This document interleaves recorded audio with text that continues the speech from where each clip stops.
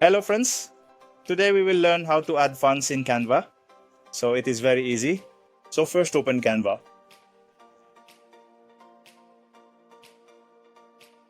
Look, in front of me is Canvas. From here you can select anyone. Choose a font. You can see I have chosen this page and click on any one font. You can see it will be written above font. Click on it. And you can see upgrade font below, so click on upgrade font. From here, you can the new font. You can add. From here, you can the new font.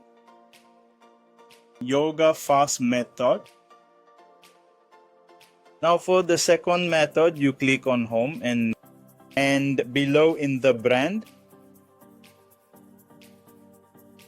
Now you can see on the drawing kit, the font style that will be below will be written below. Okay. By adding a font, you can add a font on your own.